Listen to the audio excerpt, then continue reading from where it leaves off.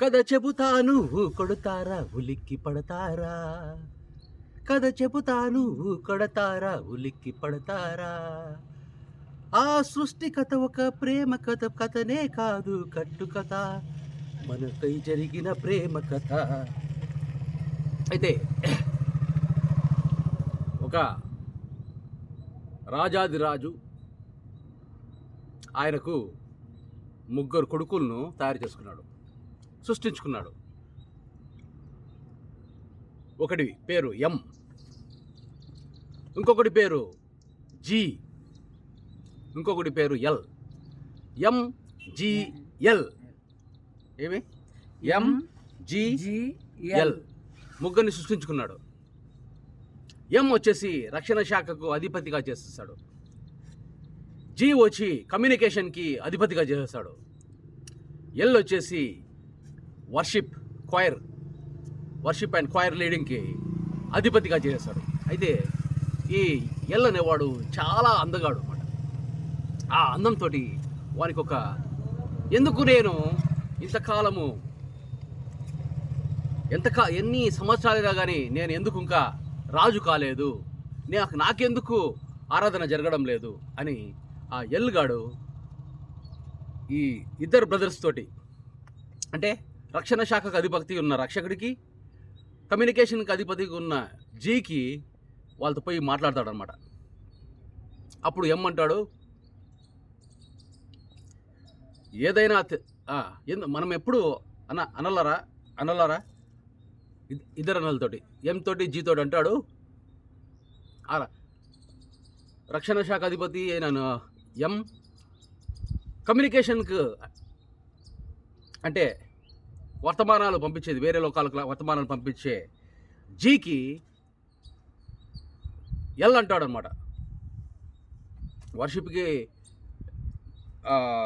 Leader అయిన L అంటాడు, ఎంతకాలం మనము ఈ విధంగా నాన్న కిందనే పనిచేయాలా, నాన్నకే వర్షిప్ ఎప్పుడు, నాన్నకే అన్నీ, మనం ఇంకా పన్నెళ్ళగానే ఉంటున్నాం అని ఒక రకమైన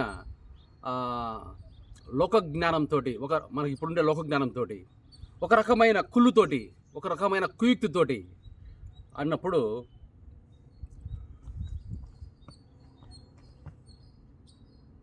ఎం అంటాడు, ఏదైనా తేడా వస్తే ఇతర లోకాలతో యుద్ధం చేయాల్సింది నేనే. ఇప్పుడు కూడా నువ్వు తేడాగానివి, ఒళ్ళు దగ్గర పెట్టుకో ఎల్. ఏదైనా తేడా వస్తే నిన్ను చంపేది కూడా నేనే, నిన్ను నాశనం చేసేది నేనే కావాల్సి వస్తుంది.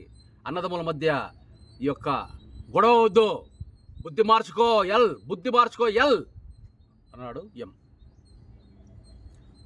జీ, సరే జీ, నీ సంగతి ఏంటి, కనీసం నీ వాళ్ళు నీ కింద ఉండే నీ రాజ్యానికి ఉండే నీ రాజ్య వాళ్ళ వారసులంతా నా వైపుకి వస్తారా, దేవుని వైపుకి పోతారా, జీ దేవుని వైపుకి వెళ్తారా అని జీని అడిగితే జీ అంటాడు, తప్పు సోదరా, తప్పు తమ్ముడు, బుద్ధి మార్చుకో.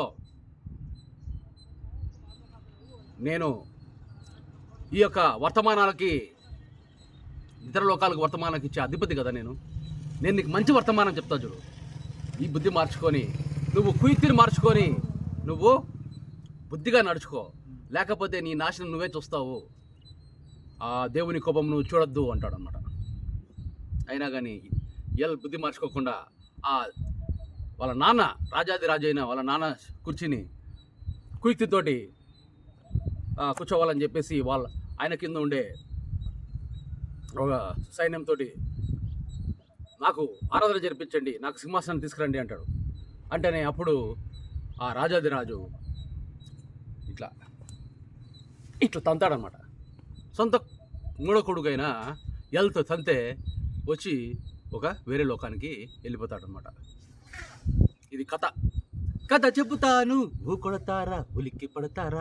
నేను చెప్పే కథ ఏ గ్రంథాల్లో ఆది ఎందు అంటారు కదా, ఈ ఆది కాదు నేను చెప్పేది, ఆదికి ముందు ఉండే అనాది సృష్టి గురించి నేను చెప్తున్నా. ఇక్కడ రాజాదిరాజు ఎవరంటే ఆ దేవుడు. ఎం అంటే మిఖాయేలు, రక్షణ శాఖ అధిపతి, రక్షకుడు. జీ అంటే కమ్యూనికేషన్స్, అంటే వర్తమానము, వేరే లోకాలతో కానీ స్వర్గలోకంలో కానీ ఏదన్నా దేవుని దగ్గర నుంచి వర్తమానం రావాలంటే గాబ్రియల్ కానీ, గాబ్రియల్ కింద ఉండే దేవదూతలు కానీ రావాలా. ఒకవేళ యుద్ధానికి పోవాలంటే మికాయలు కానీ, మికాయల కింద ఉండే దేవదూతలు వెళ్ళి వేరే లోకాలతో యుద్ధం చేసి రావాలా. లేదా ఒకవేళ స్వర్గలోకం మీద అటాక్ జరిగినప్పుడు ఇక్కడ మికాయేలు దాన్ని అడ్డుకొని నాశనం చేయడానికి ప్రయత్నం చేయాలి. అయితే ఈ ఎల్ ఇప్పుడు అక్కడి నుంచి తన్ని వేయబడి, చూపించాను కదా ఎలా దాన్ని తనేనా అని తనేసారు. తనగానే అంటే తన్నాడంటే అక్కడి నుంచి వెలివేయబడ్డాడు, స్వర్గలోకా నుంచి వెలివేసినప్పుడు సొంత కొడుకే కాబట్టి కొంచెం అధికారము, ఒక స్థానం, ఒక ప్రదేశము వానికి, అది నరకలోకం అని మనం మనకు పిలువబడింది.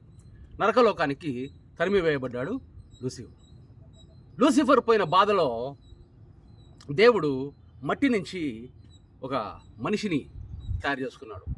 అతని పేరే ఆదాం అంటారు ఇంగ్లీష్లో, ఆదాం అంటారు తెలుగులో. అయితే ఈ ఆదామును తయారు చేసుకున్న తర్వాత ఆదాము నుంచి హవ్వ అనే స్త్రీని తయారు చేసుకున్నాడు అన్నమాట. ఎందుకు? లూసిఫర్ కొడుకు పోయినాడు అనే బాధతో దత్తపుత్రులాగా వీళ్ళు మట్టి నుంచి తయారు చేసుకొని వాళ్ళ ఆదాము నాసికారంధ్రాలో అని జీవాత్మను ఊదినాడు. అంటే జీవము ప్లస్ ఆత్మ, జీవాత్మ సవర్ణ దీర్ఘ సంధి. జీవము ఊదాడు, ఆ దేవుని ఆత్మ మనుషుల్లోకి ఊదాడు. ఇప్పుడు ఒకప్పుడు ఈ మిఖాయేలు, గాబ్రియలు, లూసిఫర్ వీళ్ళలో దేవుని ఆత్మతో నిండి ఉన్నవాళ్ళు. అయితే ఇప్పుడు ఈ యొక్క లూసిఫర్ నుంచి దేవుని ఆత్మ ఎప్పుడైతే తన్నేసినాడో ఆ దేవుని ఆత్మ తీసుకొని వానికి వేరే అధికారం ఇచ్చి పంపించినాడు,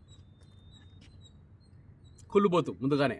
ఇప్పుడు ఆదాము హవ్వను తయారు చేసుకున్న తర్వాత వీళ్ళని ఎలా చెడగొట్టాలని చెప్పేసి అన్నీ ఒక ఏదైనా తోటలో ఈడెన్ గార్డెన్, మన క్రికెట్ ఆడుకున్న ఈడెన్ గార్డెన్ కాదు, ఈడెన్ గార్డెన్ అని చెప్పేసి ఏదైనా తోటలో ఆదాము హవ్వను పెట్టి సకల జంతువులను, పక్షులను, చేపలను, పాకునవి, ఈదునవి, ఎగురునవి, అన్నీ యాంఫిబియన్స్ అంటే కప్ప లాంటివి, తర్వాత అంటే భూమి మీద నీటిలో ఉండేవి నీటి అడుగు లాంటివి, ఇవన్నీ తయారు చేసి ఇవన్నీ నువ్వు ఎంజాయ్ చేయి. కానీ మంచి చెడ్డల వివేచన గల ఈ ఫలాన్ని మాత్రం, ఆ చెట్టులో ఉన్న ఫలాన్ని మాత్రం నువ్వు తినవద్దు అని చెప్తాడు.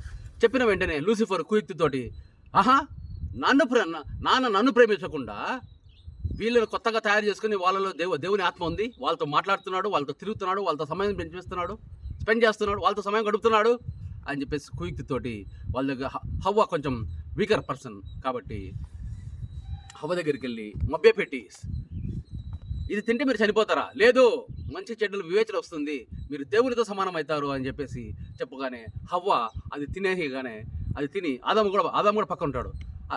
ఎక్కడ నేను ఇంతకుముందు ఏమనుకున్నాను అంటే ఆదాం పక్కన లేడు, పక్కనుండి హవ్వ తిని, ఇదో ఆదాం తిను, ఎంత రంజుగా ఉంది చూడు, ఎంత అందంగా ఉంది, ఎంత జ్యూసీగా ఉంది అంటే ఆదాం కూడా తినేసినప్పుడు వాళ్ళలో ఆత్మీయంగా వాళ్ళు చనిపోతారు. ఎందుకంటే దేవుడు చెప్తాడు, ఈ తినవద్దన ఫలం తింటే నువ్వు చచ్చిపోతావు అని. అది దేవుడు చెప్పింది ఈ మామూలు చావు కాదు, ఇది ఆత్మీయ చావు. అంటే వాళ్ళలో ఉండే దేవుని ఆత్మ వెళ్ళిపోయింది.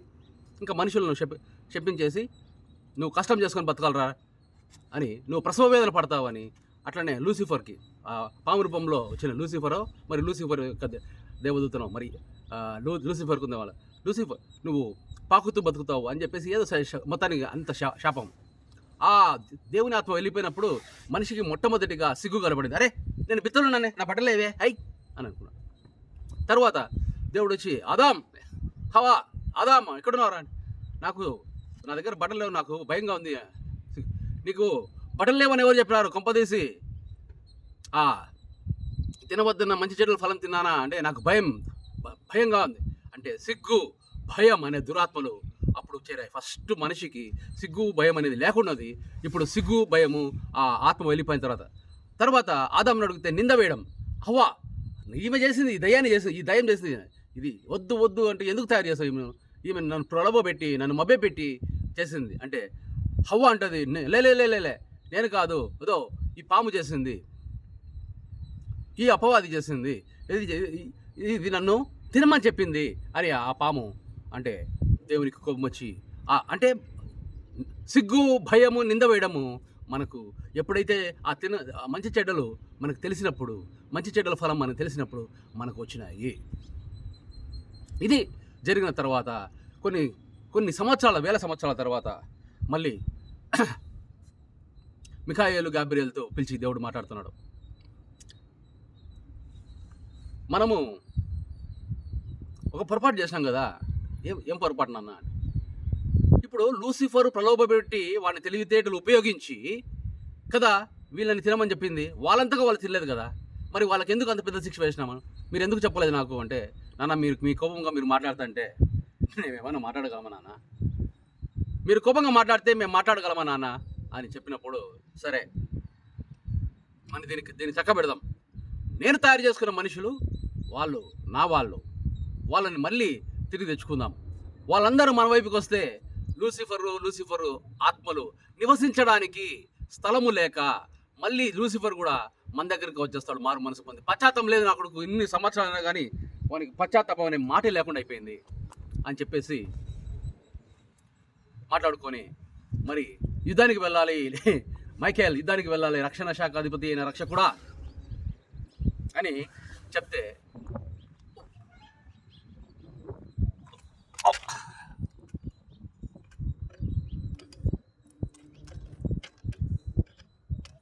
Sorry for the technical disturbance. రక్షణ శాఖకు అధిపతి అయిన రక్షకుడా నువ్వు యుద్ధానికి వెళ్ళాలా అన్నప్పుడు వెళ్తానా అని అలాగా దేవుడు పంపబడిన ఆ మిఖాయేలు రక్షకుడుగా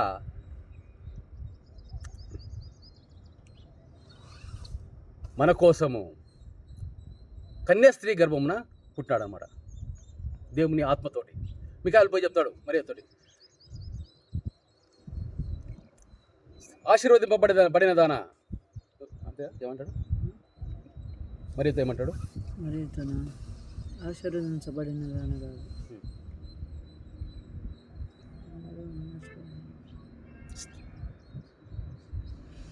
దేవుని దృష్టికి నువ్వు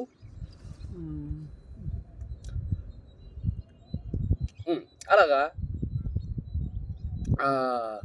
మరియతోటి నువ్వు గర్భము దాలుస్తావు, దయాప్రాప్తురాలా నీకు శుభము అంటే ఇదేంది ఇది ఏం శుభము అంటే నువ్వు తల్లి కాబోతున్నాడు. అయ్యా ఏంటి నేను ఇంకా పురుషున్నే కానీ నేను ఎట్ట తల్లిని అవుతాను అంటే ఆ దేవుని ఆత్మతోటి నువ్వు తల్లి కాబోతున్నావు అని చెప్పేస్తే ఆమె ఒక శిష్యుని కంటది. అతని పేరు యెషూవా అంటే రక్షకుడు. గాబ్రియేలు రక్షకుడు. ఆ రక్షకుడే ఆ స్వర్గలోకాన్ని వదిలిపెట్టి ఇక్కడికి వచ్చి యెషూవాగా వచ్చాడు. ఇప్పుడు యెషూవా ఏం చేస్తాడంటే తన ప్రాణాన్ని ఇక్కడ రక్తాన్ని చిందించి ఆ పాప పరిహారాన్ని ఏదైతే అవిధేయత పాపం చేశారో, మంచి చెడ్డల ఫలం తిని ఆత్మీయ పాపం దేవునికి చెప్పిన మాట వినకుండా ఎప్పుడైతే ఆ లూసిఫర్ చెప్పిన మాట విన్నారో ఆ అవిధేయత పాపం నుంచి వాళ్ళని విముక్తి చేసి మళ్ళీ ఆయన తిరిగి మొట్టమొదట దేవుని కుడిపార్శ్వం ముందు కూర్చున్నాడు గాబ్రియేలు. మళ్ళీ వెళ్ళి ఇప్పుడు దేవుని కుడిపార్శ్వం ముందు కూర్చున్నాడు గాబ్రియేల్. యెషూవానే గాబ్రియేల్. ఇది తెలియక, ఈ మర్మాలు తెలియక చాలామంది పొరపడి యెషూవానే దేవుడు అంటాడు. యెషూవా గారే చెప్పినారు ఏమని? నేను ఎవరని చెప్పినాడు? నేను మనుష్య కుమారుణ్ణి అంటే మనుష్యుడు దేవుడు అని చెప్పేసి మనుష్య కుమారుణ్ణి నేను అంటే నిజమైన మనుష్యుడు దేవుడని దానికి అర్థం. మనుష్యుడు అనే దానికి అర్థం దేవుడు. మనుష్య కుమారుని దయ్యాలు వచ్చి ఏమంటే అప్పుడే మాకు సమయం ఇంకా రాలే కదా, అప్పుడే మాతో ఏం పని, మమ్మల్ని ఎందుకు తరిమేస్తున్నావు అంటే అని నువ్వు దైవ కుమారా, దేవుని కుమారుడు నువ్వు, మాతో నీకేం పని? దయ్యాలు కూడా ఆయన దేవుని కుమారుడు చెప్పినారు. శిష్యులతో కూర్చొని అందరితో ప్రజలు నా గురించి ఏమనుకుంటున్నారు అంటే ఒకటి చెప్తారు. మళ్ళీ మీరే నా గురించి ఏమనుకుంటారంటే పేతురు అంటాడు నువ్వు దేవుని కుమారుడివి, నువ్వు మెస్సయ్యవు అన్నప్పుడు ఫలా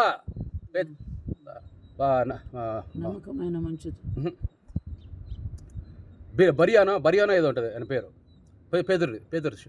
పేతురు బలా పేతురా నువ్వు ఆ దేవుడు నీకు తెలియజేస్తేనే కానీ, తన దూతలతో తెలియజేస్తేనే కానీ నీకు విషయాలు బయలుపరచవని ఒప్పుకున్నాడు అక్కడ. సత్పురుషుడా, సద్బోధకుడా అని యెషూవ గారిని సంబోధించినప్పుడు, హే చెప్, సత్పురుషుడు అని నన్ను ఎందుకు పిలుస్తున్నావు? సద్బోధకుడు పిలిచింది సద్బోధకుడా, సత్ అని నన్ను ఎందుకు పిలుస్తున్నావు?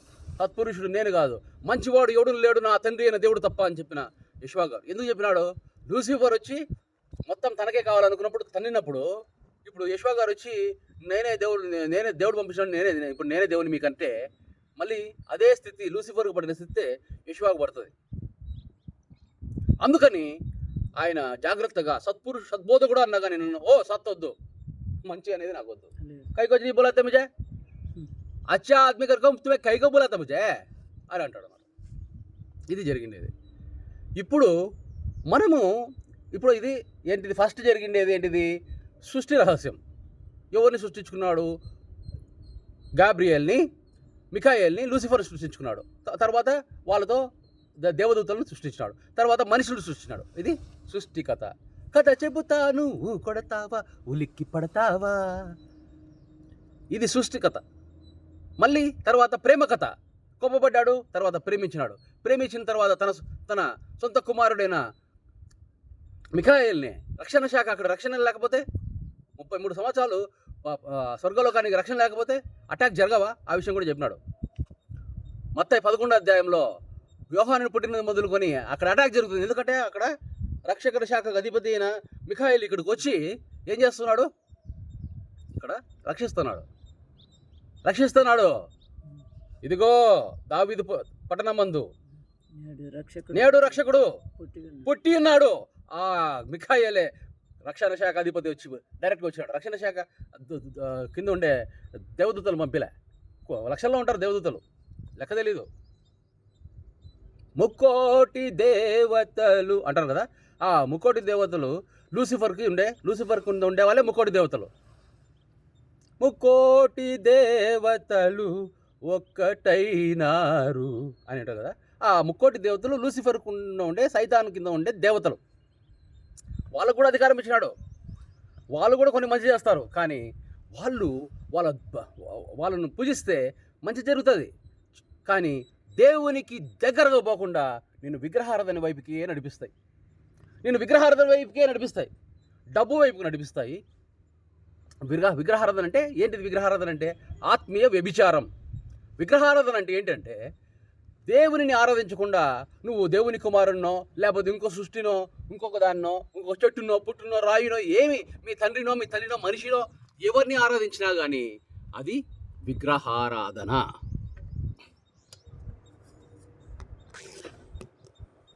విగ్రహారాధన అంటే దేవునిని తప్ప.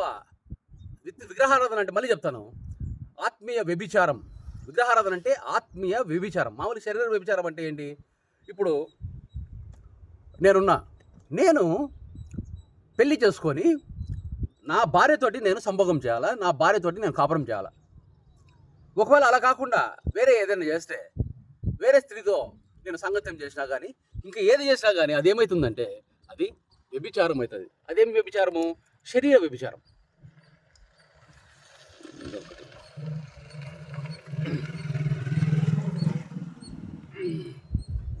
గాలి ఎక్కువ ఉంది, స్టాండ్ పడిపోతుంది.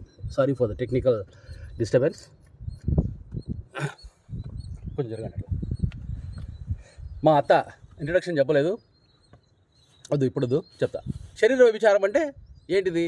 మనకు నిర్ణయింపబడిన వ్యక్తితో కాపురం చేసి సంభోగం చేయకుండా మనకు నిర్ణయించిన వ్యక్తితో చేయడమే శరీర వ్యభిచారం. ఇప్పుడు అందరూ చేస్తున్నారు. యెషూవ గారు చూసి, ఎవరే మనుష్య జాతులారా, మీరు అందరికీ ఒకటి కామన్గా కొట్టించినాడు. ఏమని? ఇది మీరు బాడీ నీడ్ అని మీరు బాడీ నీడ్ తెచ్చుకుంటున్నారు. అందరికీ ఒక బిరుదు ఇచ్చాడు అనమాట. వ్యభిచార తరము వారులారా. ఈ తరమే వ్యభిచార తరం. Body need. మా ఇంట్లో 2 పర్షియన్ క్యాట్స్ ఉన్నాయి. అది పిల్లలు పెట్టింది. మళ్ళీ కొన్ని రోజులకి మళ్ళీ పిల్లలు పెట్టే ముందు ఏం చేస్తుందంటే, ఆ ఆడదానికి పర్మిషన్ లేకుండా కానీ దాన్ని రేప్ చేస్తుంది. ఇక్కడ ఇది ప్రెగ్నెంట్ అయింది, ఇది రానిట్లే, ఇది కరుస్తుంది, దగ్గరికి పోతున్నాయి. పక్కన పోయి నాటు పిల్లికి పోయేసి అక్కడ సంభోగం చేస్తుంది. అది బాడీ నీడ్. అది సో బాడీ నీడ్కి పాపము పాపము పాపము పాపము అని మొత్తుకుంటారు చాలామంది. అన్నం లేకపోతే దొంగతనం చేస్తాడు. పొట్టకూటి కోసం అంటారు అన్నమాట. కోటి విద్యలు కూటి కొరకే అని చెప్పేసి దొంగతనం చేస్తారు. దొంగగా పొట్టను నింపుకోవాలనుకుంటారు.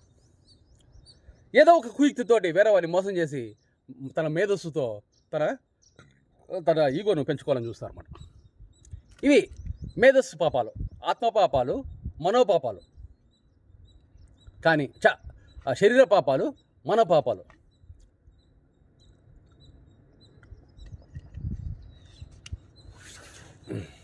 రక్షకుడు వచ్చి ఏం చేశాడంటే మన పాపాలన్నీ క్లీన్. ఏది ఆత్మీయ పాపం, ఏదైతే అవిధేయత పాపం చేశామో దేవుని ఆత్మ ఎందువల్ల మన నుంచి వెళ్ళిపోయిందో ఆ ఆత్మని క్లీన్ చేసి దేవుడు ఏం చెప్పినాడు, మరి వాళ్ళలో దేవుని ఆత్మని నింపండి అంటే నాన్న ఒక్క విషయం మరి మర్చిపోయారు. వాళ్ళకు మంచి చెడ్డలు తిన్న తర్వాత ఆ విత్తనం మాత్రం వేగలుగుతాం, కానీ దేవుని ఆత్మతో నింపడం అనేది సాధ్యం కాదు. ఎందుకంటే అక్కడ ఆల్రెడీ వీడు ఇల్లు కట్టేసుకున్నాడు. ప్రతి మనిషిలో లూసిఫర్ గాడు, సైతాను ఇల్లు కట్టేసుకున్నాడు. ఇప్పుడు ఏం చేయాలి? ఆ ఇల్లును చెల్లా చెదరు చేసి మట్టిని చేసేసాలి, మన్నుని చేయాలి, మంచి నేలని చేయాలి. ఇదేమైపోయింది? రాతి నేల అయిపోయింది మనిషి హృదయ కాఠిన్యం చొప్పున నడుస్తున్నాడు మనిషి ఇప్పుడు. అప్పుడు ఆ హృదయ కాఠిన్యం చేసి మంటిని చేసి అక్కడ విత్తనం వేస్తున్నాను. మనం చేసుకోవాలి మంటిని. ఆ విత్తనం వేసి వస్తున్నాడు, విత్తనం వేసి వచ్చాడు, విత్తనం రెడీగా ఉంది. ఇప్పుడు నువ్వు మారు మనసు పొంది చిన్నపిల్లలుగా మారితేనే కానీ ఆ విత్తనం మొలకెత్తదు. నువ్వు మారు మనసు పొంది చిన్నపిల్లలుగా మారితే నీలో ఉండే అహం, నీలో ఉండే లోకజ్ఞానం, మనోభావాలు, తర్వాత నిర్ణయం తీసుకునేది ఇదే పగలు కొట్టేసి మొత్తం నీట్గా ఆ రాతి నెలను మంచి నెలగా చేసుకోవాలి. అదే మారు మనసు పొందడం అన్నమాట. విగ్రహారాధన అంటే తల్లి, తండ్రి, కూతురు, కొడుకు, బంధువులు, మిత్రులు, అది డబ్బు, ఇవన్నీ పక్కన పెట్టేసి దేవుణ్ణి మొదలుపట్టుగా అత్యధికంగా, అత్యున్నతముగా, ఎంచలేనంతగా, చెప్పలేనంతగా నీ పూర్ణ మనసుతో, నీ పూర్ణ హృదయంతో, నీ పూర్ణ ఆత్మతో, నీ పూర్ణ వివేకంతో ఆ దేవుడిని ప్రేమించాలి. ఇది మొదటి ఆజ్ఞ, ముఖ్యమైన ఆజ్ఞ. తర్వాత ఇట్లా ఇంకొక ఆజ్ఞ, నిన్ను వలే నీ పొరుగువాడిని ప్రేమించుడి. పొరుగువాడంటే నీ వలే, పొరుగువాడంటే ఎవడంటే వాడు కాదు, నీ పక్కింటోడు కాదు. పొరుగువాడిని ప్రేమించని చెప్పినారు, పొరుగువారిని ప్రేమించని చెప్పినారని ఈ మొగుడు వచ్చి వాడు పక్కింటోని పిల్లాన్ని ప్రేమిస్తున్నాడు. వాడు మొగుడు వచ్చి వీడి దగ్గర వీడి మొగుడు దగ్గర పడుకుంది వాళ్ళకి తెలియదు, వాళ్ళ మొగుడు దగ్గర వీడి పిల్లం పడుకుంది వీనికి తెలియదు. కొన్ని ప్లేసెస్లో బయటకు ఎందుకు వ్యభిచారము అని వీళ్ళు మార్చుకుంటున్నారు, వీకెండ్స్లో మార్చుకుంటున్నారు. ఇది జరుగుతుంది సిటీస్లో. ఇప్పుడు కాదు నేను చెప్పేది, 20 years బ్యాక్ నేను ఏమైనా ఈ మాటలు. అందుకే బాడీ సిన్స్ అత్యధికంగా కామన్గా చాలామంది చేస్తున్నారు. చాలామంది దొంగగా చేస్తున్నారు. ఎందుకంటే వాళ్ళకు మర్యాద పోతుంది కాబట్టి చాలామంది దొంగ చేస్తున్నారు. మరి దీనికి అంతం ఎప్పుడు? ఇప్పుడు బాడీ సెన్స్ గురించి, మనో సెన్స్ గురించి మళ్ళీ దానికి వస్తాం. దానికి ఇప్పుడు ఈ రెండు తగ్గాలంటే ఏం చేయాలంటే నువ్వు దేవుని ఆత్మతో నింపబడాలి. నీవు ఈ అహాన్ని తెలుసుకొని నువ్వు చిన్నపిల్లలకు మారిపోవాలా. నీలో ఉండే మేధస్సు నాకు అవసరంలే, నాకేం తెలీదు అనేది దేవునికి ఇష్టం.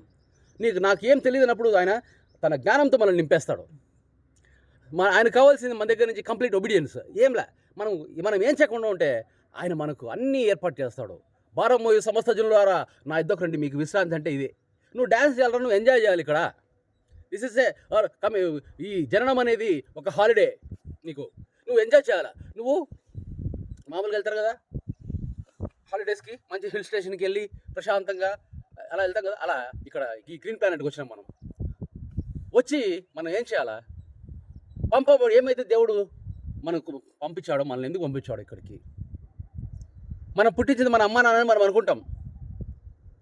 కానీ ట్విన్స్ ట్రిప్లెట్స్ అంటారు కదా, అంటే అమ్మడి పిల్లలు 2, 3, 4 పుడతారు పందికి పుట్టినట్టుగా.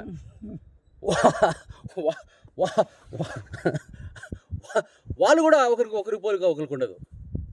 వాళ్ళు కూడా ఒకరి మనసు, ఒక అభిప్రాయం ఒకరికి ఉండదు. ఎందుకంటే వీళ్ళను పుట్టించేది మనుషులం అయినా కానీ వీళ్ళల్లో దేవుడు వాళ్ళని పంపిస్తాడు ఒక బాధ్యత చెప్పి. ఏం బాధ్యత చెప్తానంటే,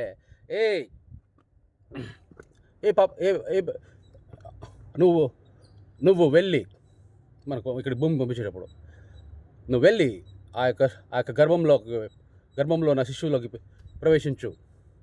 ప్రవేశించి నీ బాధ్యత ఏంటంటే ఆ యొక్క తప్పిపోయిన కుమారులందరినీ నువ్వు దేవుని కుమారులుగా మార్చాలా. వాళ్ళు ఎవరు తప్పిపోయిన కుమారులు ఎవరు? వాళ్ళు కూడా దేవుని కుమారులే, కాకపోతే వాళ్ళలో లూసిఫర్తో నిండున్నారు అంతే.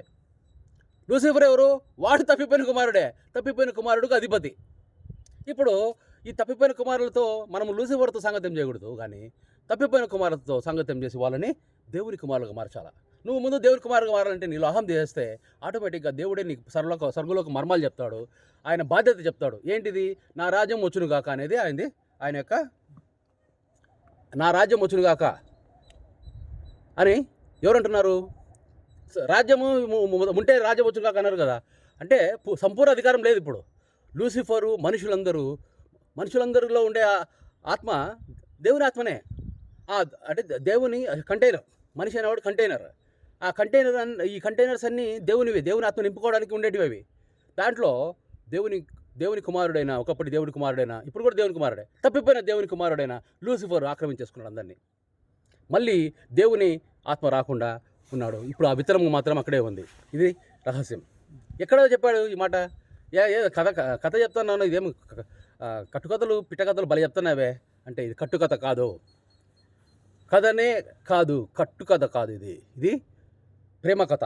ఈ ప్రేమ కథలో మళ్ళీ నీ కంటైనర్లో దేవుని ఆత్మ నింపితే లూసిఫరు, వాడు తప్పిపోయిన కుమారుడు, వాడు పశ్చాత్తాపం పొందాల. పంది పొట్టు దొరకకుండా పశ్చాత్తాపం పొందినప్పుడు వాడు రిహార్సల్ చేసుకుంటాడు లూసిఫర్ గాడు. నానా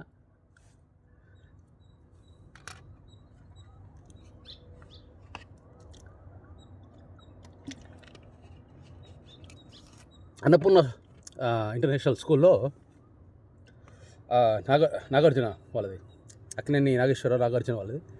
దాంట్లో నేను యాక్టింగ్ కోర్స్ చేశాను. అందుకని ఒక స్మాల్ వాడు పందిపొట్టు లేకుండా ఆకలితో అలమటిస్తూ పందులను మేపడానికి పంపిస్తారన్నమాట. ఈ చిన్న కొడుకు తన ఆస్తినంతా తీసుకొని అమ్మేసి దుర్వ్యాపారాలకు పెట్టేసి మొత్తం పోగొట్టుకున్న తర్వాత పందులను మేపే కార్యక్రమం పట్టుకుంటాడు. ఆ పందిపొట్టు తింటా ఉంటాడు.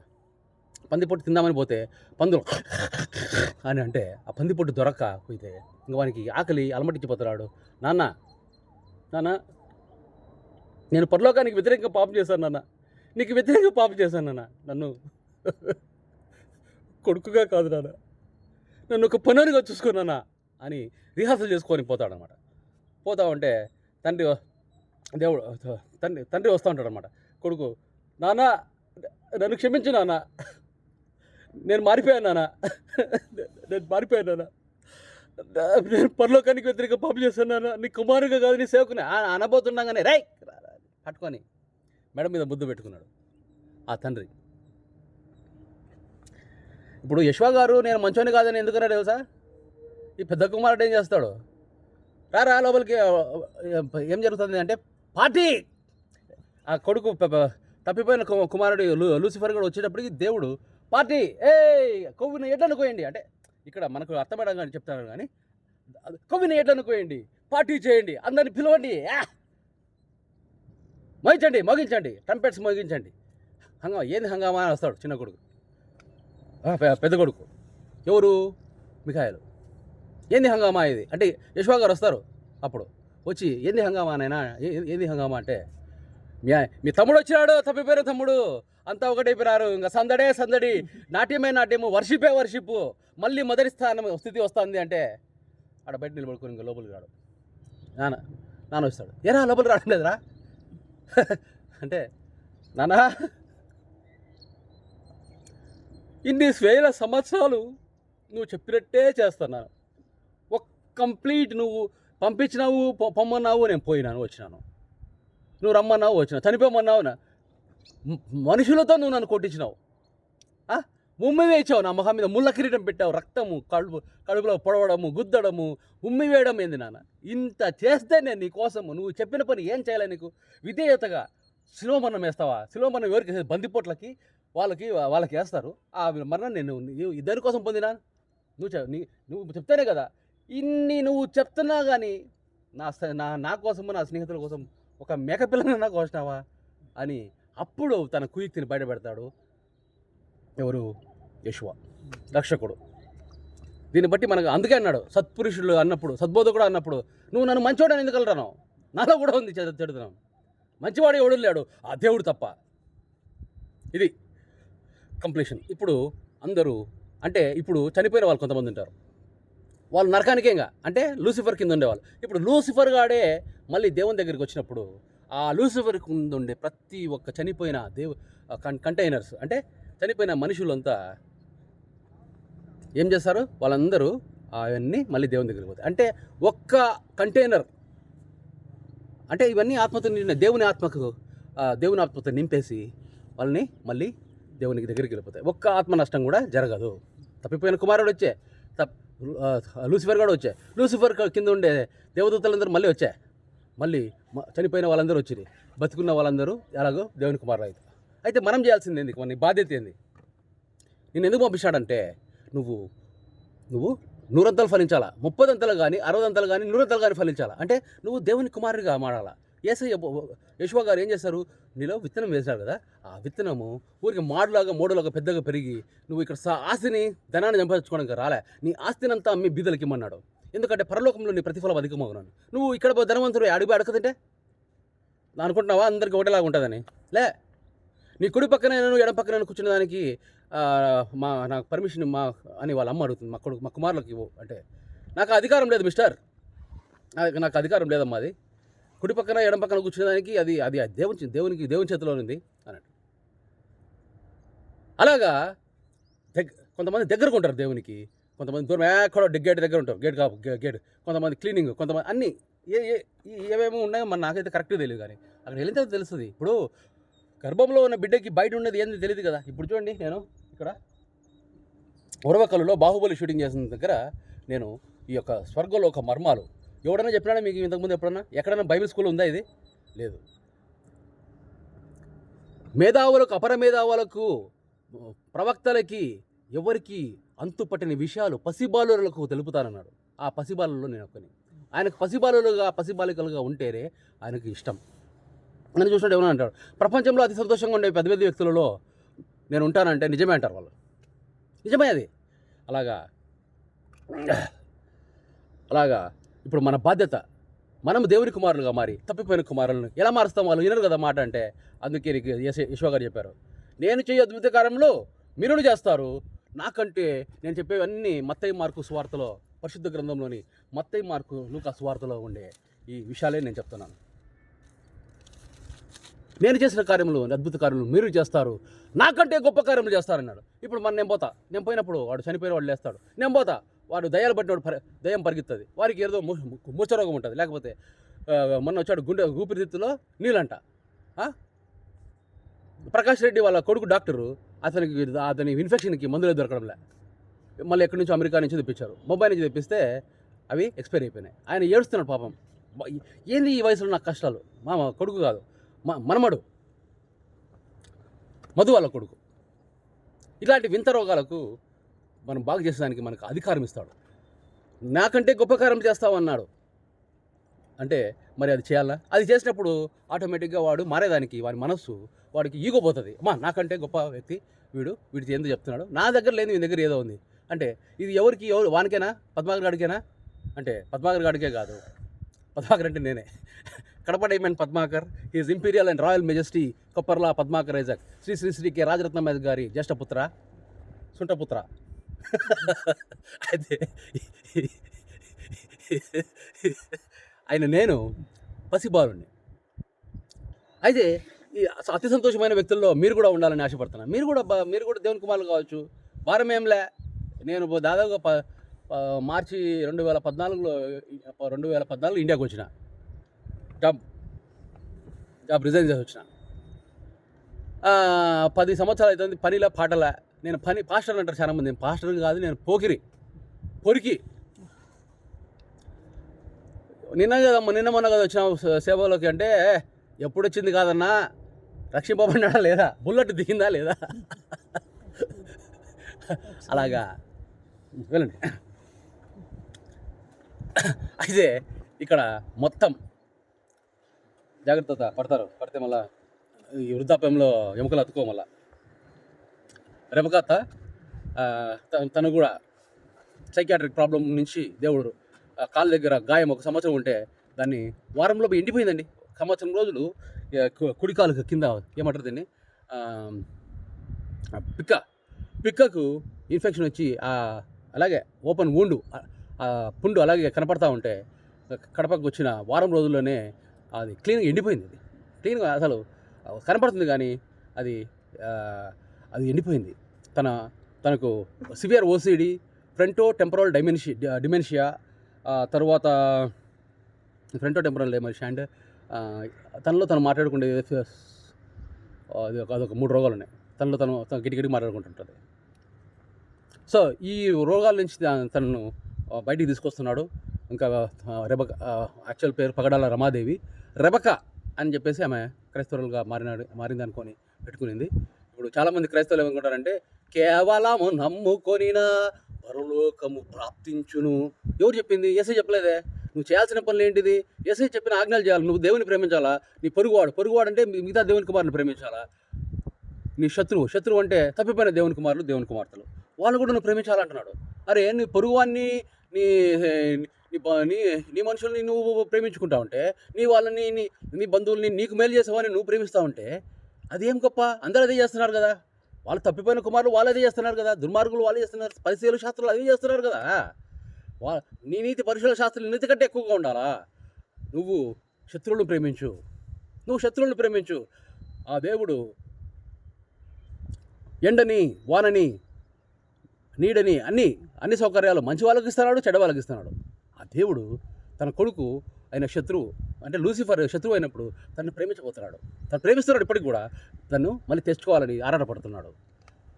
ఆ ప్రేమ, ఆయన శత్రువు ప్రేమించినప్పుడు నువ్వు ఆయన ఆత్మతో నింపబడితే నీ శత్రువుని కూడా నువ్వు ప్రేమించాలా. No other option. నువ్వు ద్వేషించడానికి ఎవరు లేరు. నీకు ఎవరిని ద్వేషించడానికి లేదు. ఇదే ప్రేమ కథ వింటారా? ప్రేమ కథ ఒకటుంది, ఎదకు చక్కని జత కుదిరింది. అంటే నీ యొక్క ఆత్మ అనే కంటైనర్లో దేవుని ఆత్మ జతపడాలా, అది నిండి ఉండాలా. ఫస్ట్ మొక్కలో అది ఆవగింజ ఉపమానంలో చెప్తాడనమాట. ఆవగింజ చిన్నదైనప్పటికీ, కూరగాయ మొక్కల్లో చిన్నదైనప్పుడు అది పెరిగి పెద్దదైనప్పుడు దాని కొమ్మల కింద ఆకాశ పక్షులు, ద బర్డ్స్ ఆఫ్ హెవెన్ అంటే దేవదూతలు వచ్చి, నువ్వు దేవుని విత్తనం నీలో పెరిగి పెద్దదైనప్పుడు దేవదూతలు వచ్చి పరిచయం చేస్తారు. బాగా చేస్తాను సంపాదన లేవంటే నాదేమైనా ఉందా? నేనేమన్నా డాక్టరా? నేనేమన్నా హీలరా? కాదే. నేను కాదు బాగా చేసేది. దేవుని దూతలు వచ్చి బాగా చేస్తారు. నీ పరిస్థితి, మీ ఇంట్లో పరిస్థితి బాగాలేదంటే ఆ దేవదూతలు వచ్చి చేస్తారు. నా ప్లానింగ్, నాకు execution everything, all project management అవన్నీ నాకు దేవదూతలు చేసి పెడతారు. మరి నువ్వేం చేస్తావు అంటే అనుభవించు రాజా, అనుభవించు. ఈ బాడీ సెన్స్, శరీర పాపాలు, మనోపాపాలు ఉన్నాయి కదా, వీటిని మనుషుడు మార్చుకోలేడు. జంతువులు చేస్తున్నాయి, మనం చేస్తాం. మనలో జంతువు ఉన్నాడు. జంతువు కాకుండా ఉండేది ఆత్మ. ఆ ఆత్మని దేవుని దగ్గరికి వెళ్ళేది. ఈ జంతువులో ఉండే భాగము ఏదైతే మేధస్సు, తర్వాత ఈ శరీరము ఈడ పాత పెడబడదు. అందుకే అంటాడు అనమాట, మృతులను పాతి పెట్టాడు అంటాడు యెషువా గారు. ఏమని అర్థము అంటే, ఆత్మీయ మృతులు ఏమనుకుంటారంటే ఈ శరీరంలోనే ఉంది. అమ్మా అప్పుడే మా అమ్మ వృద్ధాపంలో చనిపోతే ఆకస్మిక మరణం అంట. ఆకస్మిక మరణం ఏముంది, ఆమె చచ్చిపోతా అంటే ఒకసారి నాకు చెప్పకుండా మా ఇంట్లోకి తీసుకొచ్చారు. మేమంతా పాటలు పాడుకుంటా ఉండి పోతే గట్టిగా అరుస్తున్నాను, బాబు నాకు దేవుడు హీల్ చేస్తున్నాడు. ఇక్కడ నా చర్మం అంతా చూడు, కొత్త చర్మం వస్తుంది. పాత చర్మం పోయి ఏది పాముకు తోలు ఉలిపినట్టు పోయి కొత్త చర్మం స్మూత్గా వస్తుంది అనమాట. నేను బతుకుతాను ఇక్కడ, నీకు చెప్పలే, నేను ఇక్కడ చనిపోవాలని వచ్చినాను, సొంత ఇంట్లో చనిపోవాలని వచ్చినాను. తను కట్టుకునేది ఇల్లు, ఆ ఇల్లు నా పేరు మీద పెట్టింది. నేను ఎవరు అడగకుండానే, అడగక ముందే అక్కరలెరిగి అవసరాలు తీర్చిన నా దేవుడు. నేను అడగను, నేను మా నాన్నని కూడా అడగను, నాన్న నాకు ఈ అవసరం ఉందని. నేను చిన్నప్పటి నుంచి అడగలే. 10 రూపాయలు తీసుకున్నట్టు ఎప్పుడన్నా బయటికి పోయేటప్పుడు ఏమైనా ఇచ్చిపోతారేమో, కానీ నేను అడిగి తీసుకునేది నాకు లేదు. నాకుండే అనుభవమే, నాకుండే ఆ యొక్క దేవుని యొక్క కృప, దేవుని యొక్క ఏమంటారు వారసత్వం. అదే మిమ్మల్ని ఎవరు పనుల్లాగా ఉండమని చెప్పినారు? మిమ్మల్ని ఎవరు బానిసలుగా ఉన్నారు? మిమ్మల్ని ఎవరు సేవకులుగా ఉండమనింది? వాడు చెప్పినాడు. ఎవడు? తప్పిపోయిన కుమారుడు అధిపతి లూసిఫరుడు చెప్పినాడు. వాని పోలి మీరు నడుచుకుంటున్నారు. మీరు యేసువాని పేరు నడుచుకున్నారా? మీ ఆస్తులంతా అమ్మి మీరు చనిపోయే లోపల, కనీసం ఇప్పుడు కాదు, మీరు చనిపోయే లోపల మీ ఆస్తులన్నీ అమ్మాలని ప్లాన్ చేసుకున్నారు మీరు. ఆస్తిని కూడబెట్టుకోవాలని ప్లాన్ చేస్తున్నారా? చర్చి పేరు చెప్పి బిల్డింగ్లు కట్టుకొని మీ ఆ బిల్డింగ్లో మీరు రెసిడెన్స్ చేసుకుంటారా? దేవుని పేరు చెప్పుకొని మీరు ఈ విధంగా చేస్తున్నారే మీరు? ఇది మీకు భావ్యమేనా? మీరు వచ్చి నువ్వు దేవుడు పంపించినప్పుడు, ఇది ఒక బాధ్యత ఇచ్చి పంపించినప్పుడు, ఆ బాధ్యత వదిలిపెట్టి జంతువు చేసే పనులే నీ జీవితం అంతా చేసుకుంటూ పోయి చచ్చిపోతే, నువ్వు మనిషి పుట్టి జంతువుగా బతికి చచ్చిపోతే జంతువులాగా, ఇంకా మనిషిగా పుట్టిన దానికి నీకు ఏముంది? అందుకే ఆలోచించండి. ఈరోజు కొత్త సంవత్సరంలో ఒక వారం అయిపోయింది అంతే. ఈరోజు 8 జనవరి 8 ఈ ఉరవకల్లు బాహుబలి తీసిన ప్లేస్ ఇది. ఇక్కడి నుంచి కొండ మీద ప్రసంగం మీరు విన్నారు యశో గారిది. ఆయన అంటాడు, ఇవి జ్ఞానులకు వివేకులకు అర్థం కాని సంగతులు పసిబాలులకు నేను తెలియజేస్తున్నట్టున్నాడు. మత్తయి 13వ అధ్యాయంలో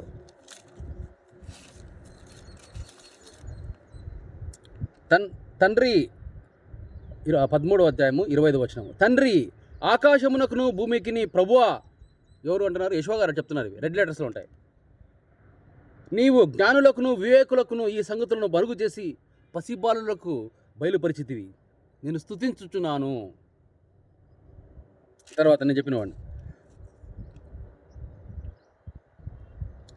యశోవ గారు అంటున్నారు 22, 28, 29, 30, ప్రయాసపడి భారమయ్యే సంవత్సర జనులారా నా యొద్దకు రండి, నేను మీకు విశ్రాంతి కలుగజేసేదను. ఇంకా 29, 30 చదవలేదు, ఇంకా అదే సేమ్. ఇది సారీ, ఇది 11వ అధ్యాయంలో ఉన్నాయి. 11వ అధ్యాయంలో 13 అన్నాను కదా, 11, 25, 13వ అధ్యాయం అంతా ఉపమానాలు కూడా ఆయన ఏమంటాడంటే 13వ అధ్యాయం 17, అనేక ప్రవక్తలు నీతిమంతులు మీరు చూచువాటిని చూడగోరితిరి కానీ చూడలేకపోయిరి, మీరు వినువాటికి వినకపోయిరని, మీరు వినువాటిని వినగోరియు వినకపోయిరని మీతో నిశ్చయంగా చెప్పుచున్నాను అని వితువాని చెప్పి దాని భావం ఎక్స్ప్లెయిన్ చేస్తారన్నమాట. దాని కింద మీరు 30 అంతలు, 60 అంతలు, 100 అంతలు. ఇంకొకటి యెషయా చెప్పింది ఏంటంటే, ఈ ప్రజలు కనులారా చూస్తారంట, చెవులారా విని, హృదయంతో గ్రహించి, మనస్సు తిప్పుకొని నా వలన స్వస్థత పొందకుండునట్లు వారి హృదయము క్రొవ్వినది, వారి చెవులు వినుటకు మందములైనవి, వారు తమ కనులు మూసుకొని ఉన్నారు గనుక మీరు వినుట మట్టుకు విందురు కానీ గ్రహింపరు, చూచుట మట్టుకు చూచుదురు కానీ ఎంత మాత్రమును తెలిసికొనరు. మనం లాస్ట్ ఒక క్వశ్చన్ అడుగుతారు 13వ అధ్యాయంలో. ఇంకొక ఉపమానం ఉంటుంది. ఒక స్త్రీ 3 కుంచెముల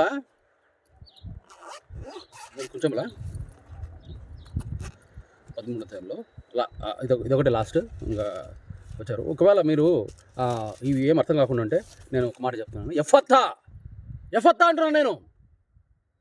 నీ ఆత్మీయ కన్నులు తెరవబడును గాక, నీ ఆత్మీయ చెవులు తెరవబడును గాక. అప్పుడే ఈ మర్మాలు అర్థమవుతాయి, లేకపోతే నీకేం అర్థమవుతుంది? లేకపోతే నా వెనక నుండి ఈ బాహుబలి తీసిన ప్లేస్ ఉరవకల్లు, ఈ గ్రాండ్ కెనాల్ లాగా ఉండే కొండలో, లేకపోతే నేను వేసుకున్న చైనో, లేకపోతే డ్రెస్సో, ఇదో నా హెయిరో, నా అద్దాలు చూసుకుంటుంటారు మీరు. లేకపోతే ఇంతసేపు ఉన్న మా అత్త ముఖం చూసుకుంటుంటారు, రేవకత్తది. అయితే ఇది అర్థం కావాలంటే పరలోక రాజ్యం ఒక స్త్రీ తీసుకొని ఎన్నో వచనం అంటే 33వ వచనం, 13, 33 మత్తయి. పరలోక రాజ్యము ఒక స్త్రీ తీసుకొని పిండి అంతయు పులిసి పొంగు వరకు 3 కుంచెముల పిండిలో దాచిపెట్టిన పులిసిన పిండి పోలినది. నా ఒక్కంత అయిపోతుంది ఇదంతా. మొత్తం దేవుని రాజ్యం తీసుకొని రావడం నా ఒక్కంత అవుతుంది. అంటే ఈ పులిసిన పిండిని 3 కుంచెములు అంటే దాదాపుగా 27 కేజీల పిండిని బాగా ఏమంటారు, ఏ విధంగా చపాతీ పిండి ఉంటుందో ఆ పిండిలో అలాగే ఉంచేస్తే అది తినడానికి పనికి రాకుండా ఫంగస్ పడిపోతుంది. అదే నువ్వు కొంచెం పులిసిన పిండి వేస్తే అదంతా నైస్గా పొంగి దాన్ని ఆరోగ్యంగా, రుచికరంగా, హెల్త్ వాల్యూ అంటే ఏమంటారు, ఫుడ్ వాల్యూ దానికి పెరుగుతుంది. దాన్ని చేసుకుంటే రుచికరంగా తింటారు. అంటే నువ్వు ఇంత పెద్ద అవుతుందా?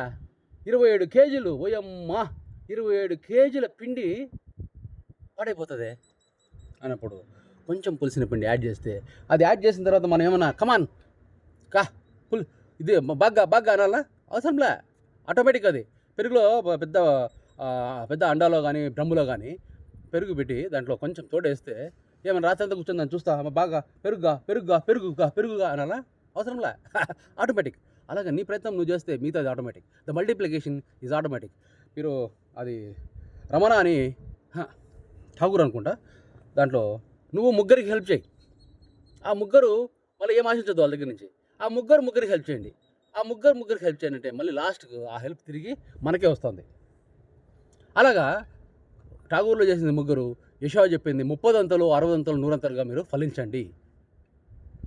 ఇది నిజమైన సత్యవాక్యము, దేవుని వాక్యము, దేవుని మాట యెషువా నోట, అదే మాట నా నోట నీ నోట అందరి నోట అయ్యిండాల. సకల ఘనత మహిమ ప్రభావములు ఆ దేవునికి చెందునుగాక. Silent of bye.